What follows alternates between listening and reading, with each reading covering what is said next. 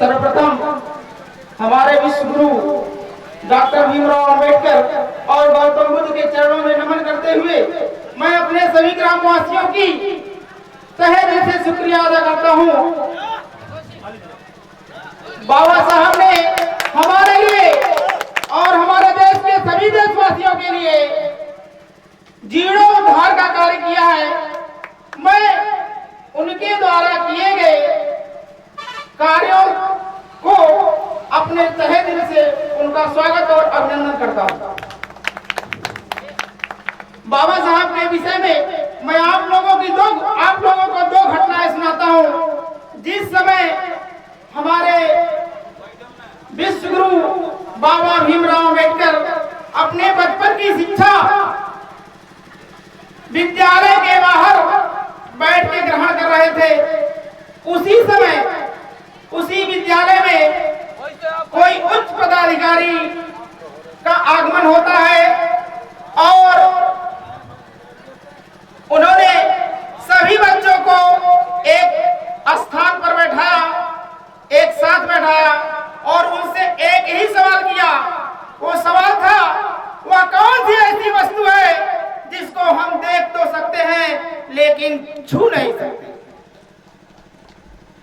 सभी बच्चों ने, किसी ने बताया कि सूरज को तो देख सकते हैं लेकिन छू नहीं सकते, चांद को तो देख सकते हैं लेकिन छू नहीं सकते।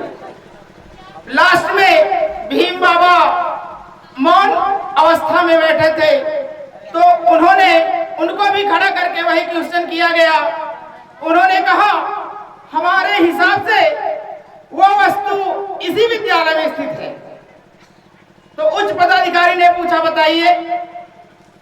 उन्होंने कहा, साहब विद्यालय के अंदर जो मटका रखा गया है, कैसे सब लोग तो पानी पी सकते हैं लेकिन मैं नहीं पी सकता और मैं उसको छू नहीं सकता।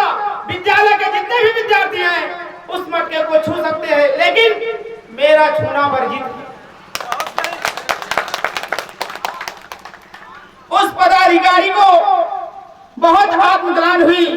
उन्होंने कहा कि आपको उस विद्यालय के जो प्रधानाध्यापक थे, उन्होंने कहा जिनके अंदर विद्या ग्रहण करने की शक्ति नहीं है उनको तो आपने अंदर बैठा दिया और जिनको शिक्षा ग्रहण करने की जागृति है या इच्छा है, अभिलाषा है, जो भी कह ले, उनको तो आप बाहर बैठाए।